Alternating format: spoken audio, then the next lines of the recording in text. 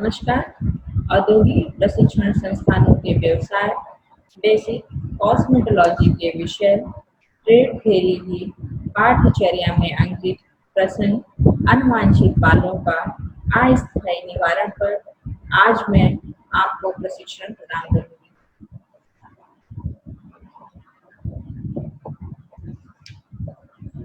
अनुवांछित बालों का अस्थायी निवारण।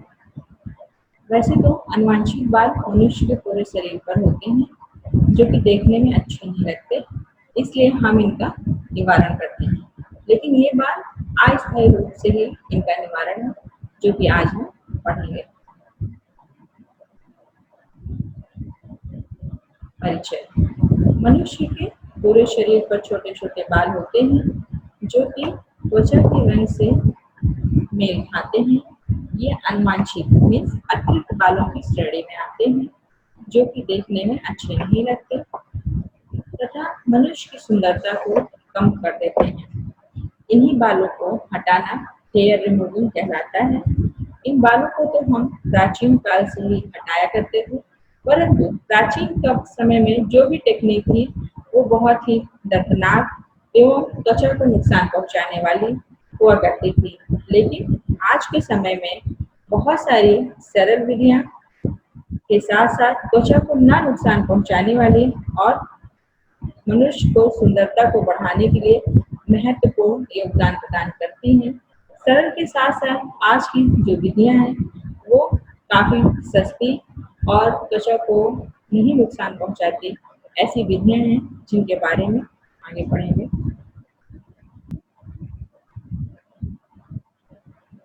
अब हमारा आता है केश वृद्धि चक्र, हेयर ग्रोथ साइकिल। हम सबसे पहले ये जान लेंगे कि हमारे बाल जब एक बार स्किन से रिमूव हो जाते हैं वो कितने दिन में दोबारा निकलते हैं, बालों की किस स्टेज को हम क्या कहते हैं।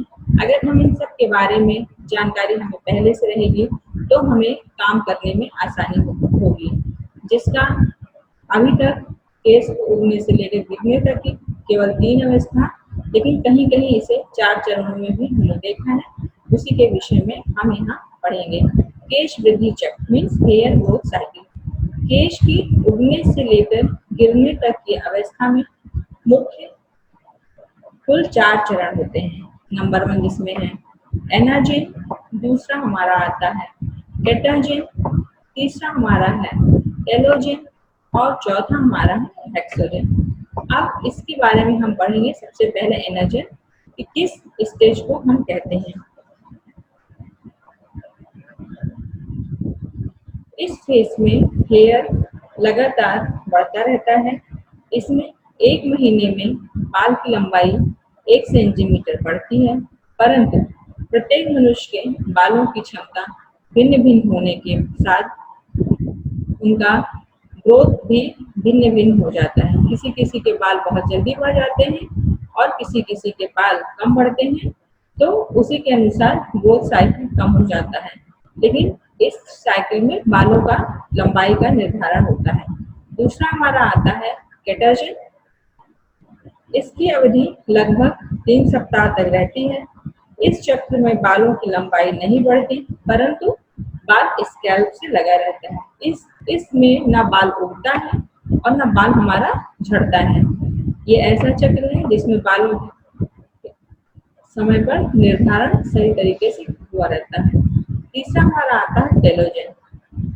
इसकी अवधि लगभग 3 महीने तक होती है, परंतु अवधि पूरी होने पर टेलोजिन चक्र में पुराने बाल से नया बाल रिप्लेस होता है और दोबारा इसी साइकिल में क्रम चलता रहता है। टेलोजिन ऐसा चरण है जिसमें पुराने बाल से नए बाल निकलते हैं, वो टेलोजिन की स्थिति होती है। इसके बाद हमारा नेक्स्ट आता है एक्सोजन। नए बाल बढ़ते हैं और पुराने बाल 50% प्रतिदिन गिर जाते हैं। इसी स्टेज में एक्सोजन की जो स्टेज है, इसी स्टेज में हमारे बालों का झड़ना निर्धारण करता है। इसके आगे हम पढ़ेंगे। ये है, आप यहाँ फिगर में देख सकते हैं एनाजन, ये वाली स्टेज है हमारी। इसके बाद ये वाला स्टेज है हमारा केटाजन का और इसके बाद तीसरा हमारा है ये टेलोजन। और जो एक्सोजन की स्थिति है उसमें बालों का गिरना निर्धारित होता है।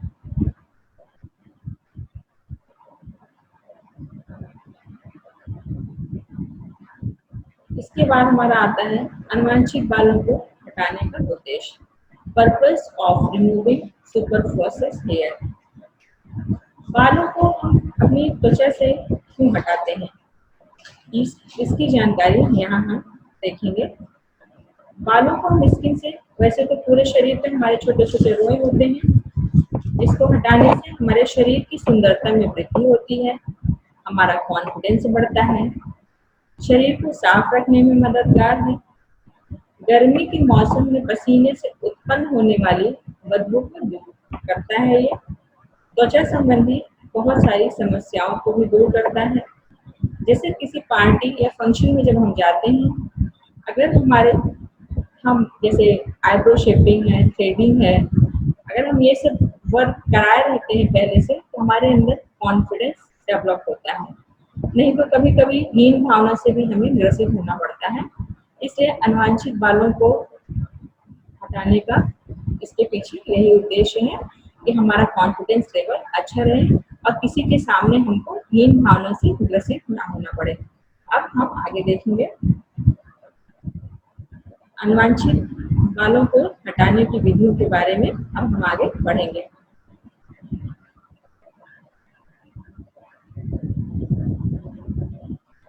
अनवांछित बालों को हटाने की दो विधियां हैं।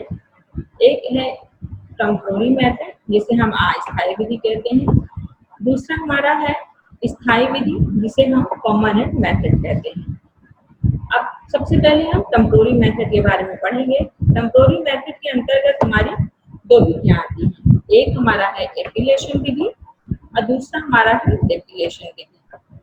अब एपिलेशन मेथड उस विधि को कहते हैं जिसमें बाल रूट से निकलते हैं, मतलब स्किन की ऊपरी सतह से नहीं निकलते, स्किन के अंदर से बाल निकलते हैं, जिसको उगने में थोड़ा समय लगता है। उसके अंतर्गत हमारा आता है थ्रेडिंग विधि, फ्यूजिंग विधि और वैक्सिंग विधि। जिसमें से थ्रेडिंग विधि के बारे में हम पहले आपको बताएंगे। थ्रेडिंग विधि वो विधि है, थ्रेडिंग एक ऐसा मेथड है जिससे हम शरीर के छोटे से छोटे और बड़े से बड़े पार्ट कहीं के भी बाल आसानी से रिमूव कर सकते हैं। थ्रेडिंग करने के लिए हम थ्रेड लेते हैं, उसके लूप बनाते हैं और बालों के उगने की विपरीत दिशा में, लूप के डायरेक्शन को बालों के उगने की विपरीत दिशा में खींचते हैं तो बाल वहां से निकल जाते हैं। लेकिन हमें आईब्रो शेपिंग करते समय शेप का विशेष ध्यान रखना पड़ता है कि जिस तरीके से क्लाइंट को हमारे चाहिए होता है उसके अनुसार ही हमको आईब्रो शेपिंग करना चाहिए। आईब्रो शेपिंग भी दो तरीके से होती है, एक तो हम किसी के ऊपर करते हैं और एक सेल्फ थ्रेडिंग होती है। जो सेल्फ थ्रेडिंग होती है उसको भी लूप बना के निकाला जाता है। उसकी सहायता से हम ज्यादातर upper lip, forehead, lower lip के बाल हम आसानी से निकाल सकते हैं। थ्रेडिंग के मेथड से भी upper lip, lower lip, threading, forehead और वैक्सिंग के बाद जो अतिरिक्त बाल बच जाते हैं उसको भी हम थ्रेडिंग के माध्यम से निकालते हैं। कभी कभी थ्रेड करते समय हमें जब अधिक पेन होने लगता है, उस कंडीशन में अगर हम थ्रेड को थोड़ा गीला कर लेते हैं तो थ्रेडिंग करने का तरीका आसान हो जाता है और क्लाइंट को दर्द भी नहीं होता है। दूसरा हमारा आता है फ्यूजिंग विधि।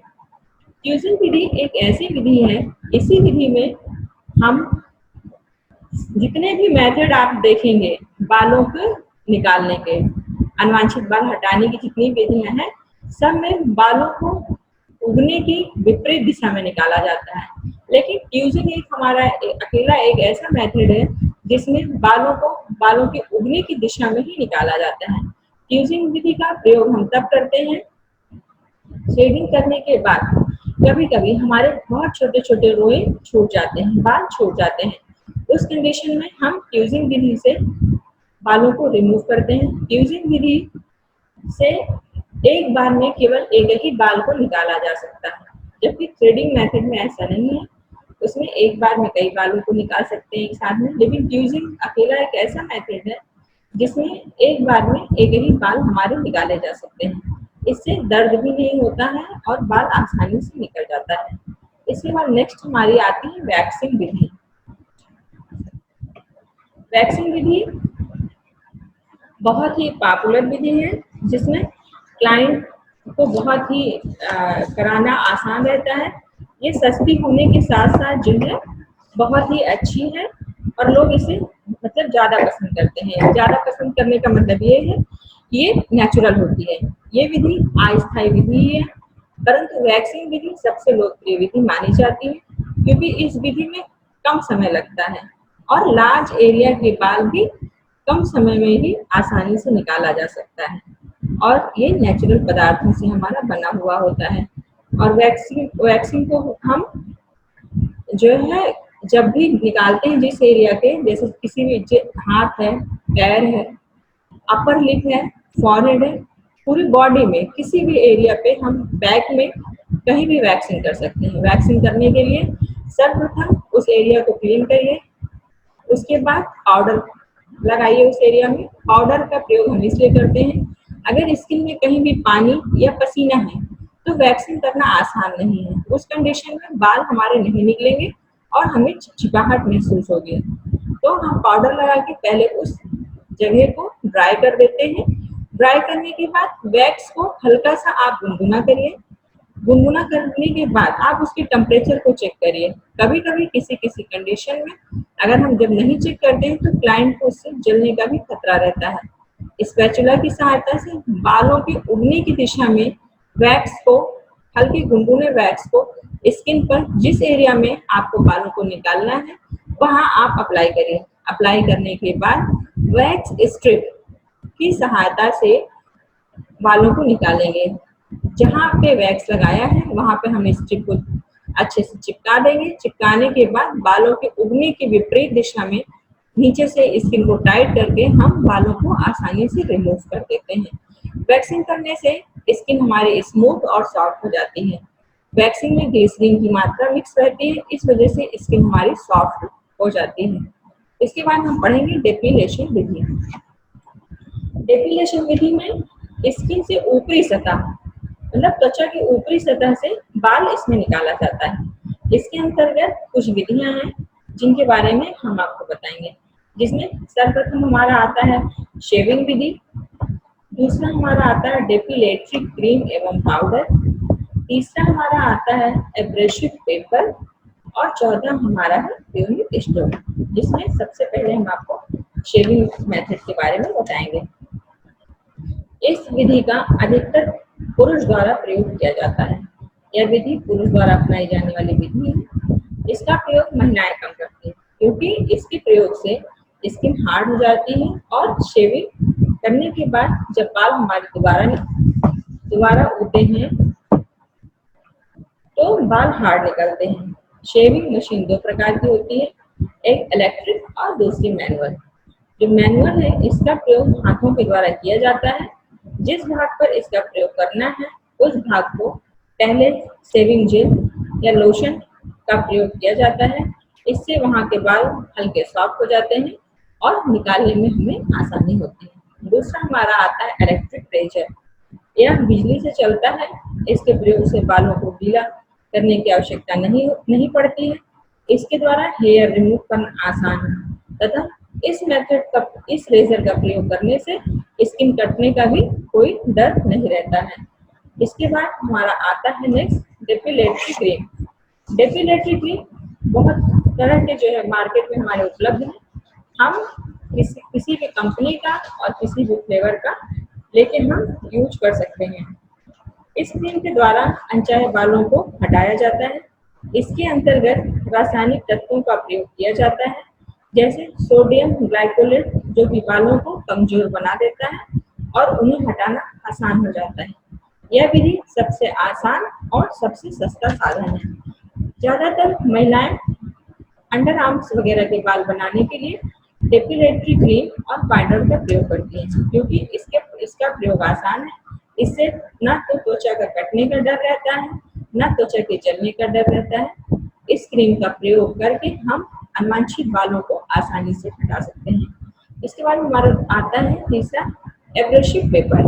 एब्रेसिव पेपर का प्रयोग को हमें थोड़ा सा अवॉइड करना चाहिए। इसकी सहायता से भी बाल आसानी से निकल जाते हैं। जिस एरिया में आपको इसका प्रयोग करना है वहाँ की स्किन को सर्वप्रथम गीला कर लीजिए और सर्कुलर मूवमेंट में मीन्स गोल गोल आपको घुमाना है। धीरे धीरे करके आपके बाल टूट जाएंगे। लेकिन कभी कभी क्या होता है, एब्रेसिव पेपर का प्रयोग करने से वहाँ की स्किन में रैशेस पड़ जाते हैं, कट आ जाता है। इस कंडीशन में हमको थोड़ा सा एब्रेसिव पेपर को अवॉइड करना चाहिए। इसके बाद नेक्स्ट हमारा आता है प्यूमिक स्टोन। इस विधि में भी त्वचा की ऊपरी सतह से बालों को हटाया जाता है। प्यूमिक स्टोन कई आकार में मिलते हैं और इसका प्रयोग करने के पहले हमें स्किन पर साबुन का प्रयोग अवश्य करना चाहिए। जिस भी एरिया में हमें करना है वहाँ पे सबसे पहले हमको साबुन लगाना चाहिए, उसके बाद सर्कुलर मूवमेंट में इसका प्रयोग करना चाहिए। ज्यादातर प्यूमिक स्टोन का प्रयोग पैरों में किया जाता है, इससे भी बहुत ही आसानी से हम अपने बालों को हटा सकते हैं। इसके बाद हमारा नेक्स्ट आता है परमानेंट मेथड। परमानेंट मेथड दो तरीके का है। पहला हमारा है इलेक्ट्रोलाइसिस विधि, दूसरा हमारा आता है थर्मोलाइसिस विधि। इसमें से हम सबसे पहले इलेक्ट्रोलाइसिस विधि के बारे में पढ़ेंगे। यह विधि भी बहुत ही आसान है, ये बिजली से चलने वाली विधि है। जैसे थर्मोलाइसिस किया जाता है बिल्कुल उसी तरीके से हम इसका भी प्रयोग करते हैं। इसमें अंतर यह है कि इस विधि में शॉर्ट करंट दिया जाता है, जबकि इलेक्ट्रोलाइसिस विधि में उच्च फ्रीक्वेंसी की एनर्जी से हेयर फॉलिकल को करंट दिया जाता है।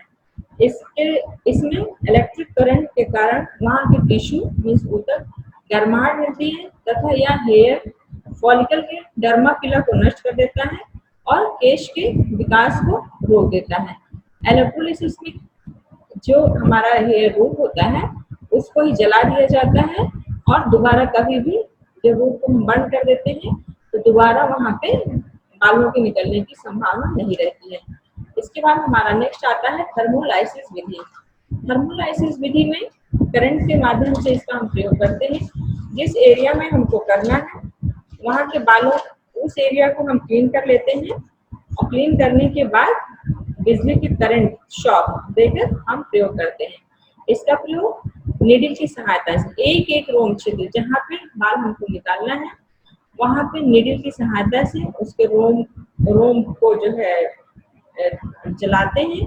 फिर प्लकर की सहायता से एक एक बाल को हम इस मेथड में रिमूव करते हैं।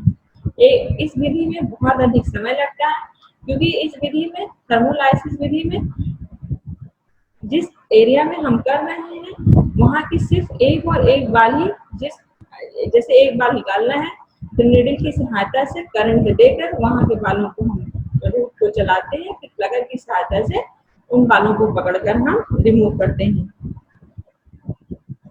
इसके बाद हमारा आता है प्रोडक्ट नॉलेज, जिसके बारे में हम पढ़ेंगे।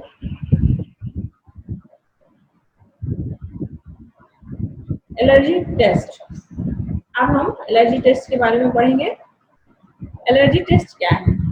जब भी किसी भी प्रोडक्ट का हम यूज करते हैं उसके पहले हमको एलर्जी टेस्ट अवश्य कर लेना चाहिए। एलर्जी टेस्ट करने से हमें ये पता हो जाता है कि क्लाइंट को ये प्रोडक्ट हमारा सूट कर रहा है या नहीं, इससे उसको कोई नुकसान तो नहीं है, उसकी स्किन में किसी प्रकार का कोई जो है एलर्जी तो नहीं हो जाएगी। इसके लिए सबसे पहले हमें एलर्जी परीक्षण करना पड़ता है। इसमें केमिकल प्रोडक्ट को पहली बार प्रयोग करने से पहले एलर्जी परीक्षण कोहनी के आगे वाले भाग या कान के पीछे वाले हिस्से पर किया जाता है, जिसका परिणाम 24 से 48 घंटे में आता है।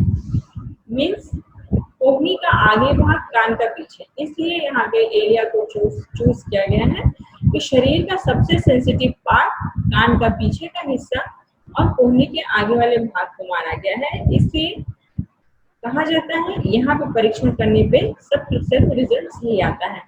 जिस भी एरिया में हमको करना है पैच टेस्ट या एलर्जी टेस्ट, वहाँ की स्किन को सर्वप्रथम साफ कर लीजिए और केमिकल को प्लास्टिक या कांच के बाउल में लेके उस एरिया में लगा दीजिए। करीब 10-15 मिनट होने के बाद वहां से कॉटन की सहायता से साफ कर दीजिए और नेक्स्ट डे क्लाइंट को 24 घंटे के बाद बुलाइए। फिर आप देख सकते हैं उसको किसी प्रकार का कोई इन्फेक्शन जैसे रेडनेस या जलन या सूजन वगैरह की समस्या नहीं है या किसी प्रकार के दाने नहीं आए तो हम कर सकते हैं। वो प्रयोग हम प्रैक्टिकल उसके ऊपर कर सकते हैं। अगर किसी प्रकार की कोई समस्या है तो हम फिर अगर उसे उस जिस एरिया में हमने पैच टेस्ट किया है वहाँ किसी प्रकार का एरिया इन्फेक्शन अगर हो चुका है उस एरिया स्किन पे तो हम वो प्रैक्टिकल नहीं करेंगे और उसको मना कर देंगे। इसके बाद नेक्स्ट हमारा आता है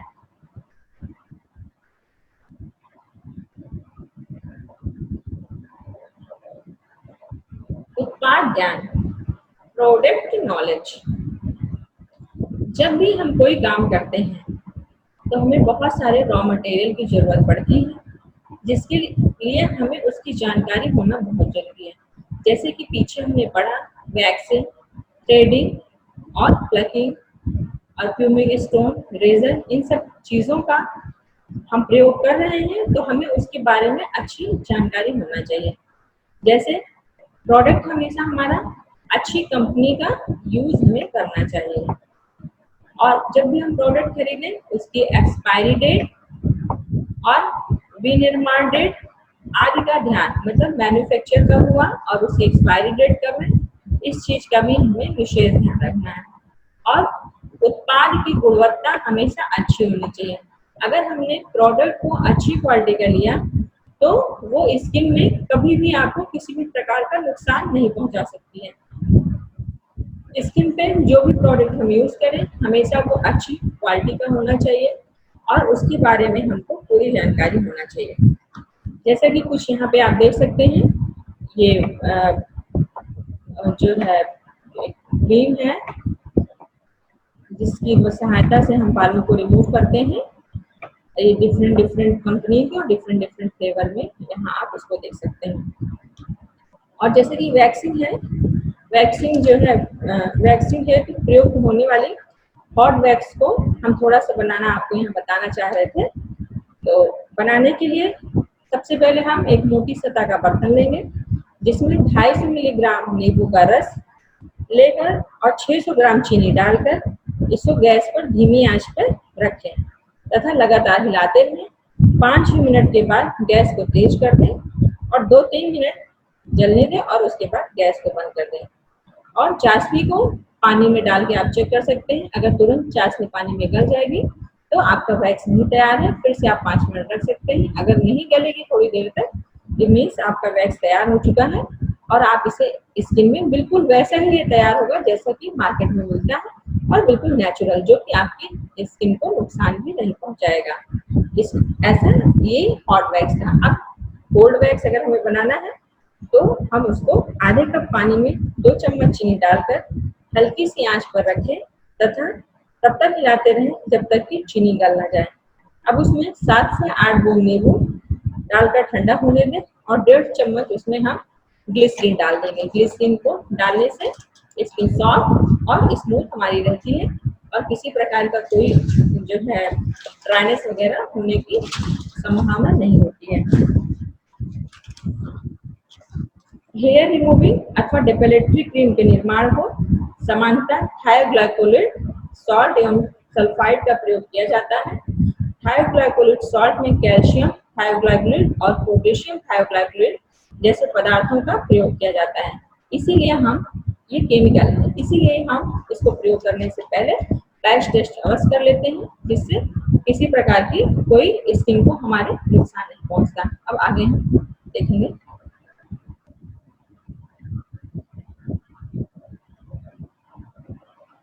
एलर्जी परीक्षण की विधि। एलर्जी परीक्षण जैसा कि अभी हमने आपको बताया, हेयर रिमूविंग क्रीम मतलब एक केमिकल है जिसको करने से पहले हमें पैच टेस्ट करना बहुत जरूरी होता है।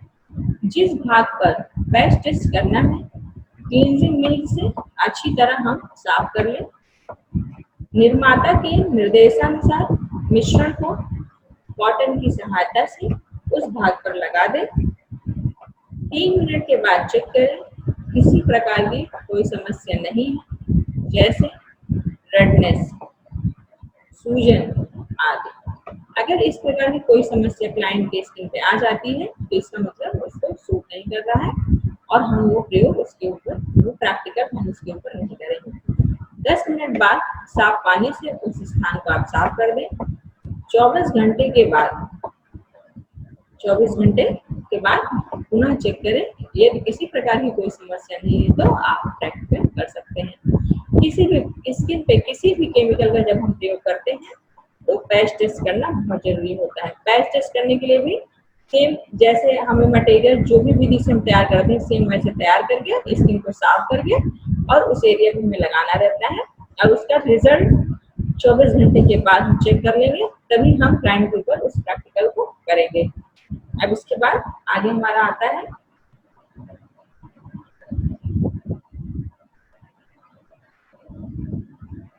सावधानियां। हमें क्या क्या सावधानियां करनी चाहिए। कोई भी जब हम काम करते हैं तो हमें बहुत सारी बातों को ध्यान में रखकर तभी करना चाहिए, नहीं तो कभी कभी क्लाइंट की स्किन को इससे नुकसान हो सकता है। जैसे सबसे पहले हमारा है, यदि क्लाइंट को ब्लीचिंग और वैक्सिंग दोनों करवानी है तो पहले हम ब्लीचिंग करेंगे। मतलब सर्वप्रथम जैसे क्लाइंट आएगा आपके पास, अगर उसने वैक्सिंग करने की बात की तो आप उससे पूछ सकते हैं कि आपको ब्लीच और फेशियल वगैरह तो नहीं लेना है।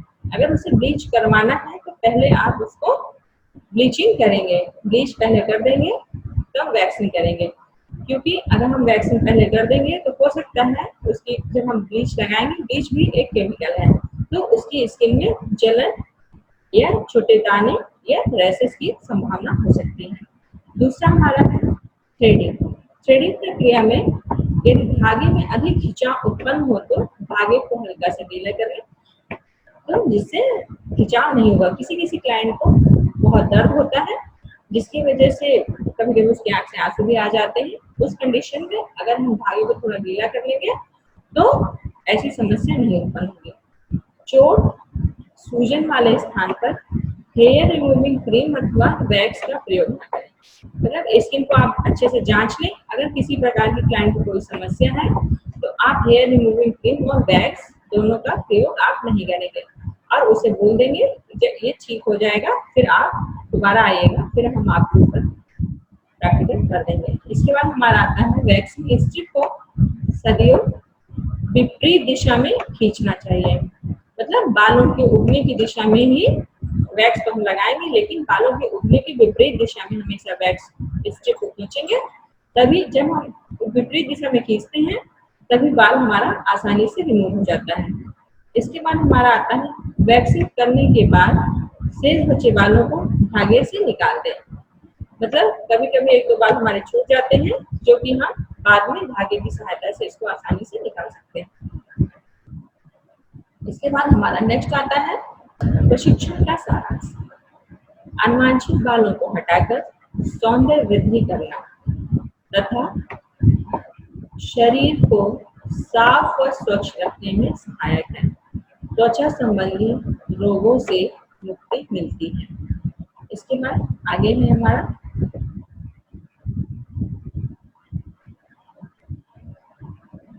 प्रयोग संदर्भ। मतलब अगर आपको इसको डिटेल देखना है या किसी चीज की जानकारी लेना है तो ये हमने कॉस्मेटोलॉजी 3rd एडिशन बाय मेरी हेली की बुक से लिया है। आप वहां से इसको देख सकते हैं और खरीद सकते हैं। दूसरा हमारा है बेसिक कॉस्मेटोलॉजी, मेनका अग्रवाल जी की है। आप ये हिंदी में उपलब्ध है मार्केट से, आप इसको भी आसानी से खरीद सकते हैं। अनवांछित बालों का अस्थायी निवारण करने के विषय पर आपको प्रशिक्षण प्रदान किया है। आशा है आपको यह प्रशिक्षण भविष्य हेतु मददगार है। धन्यवाद।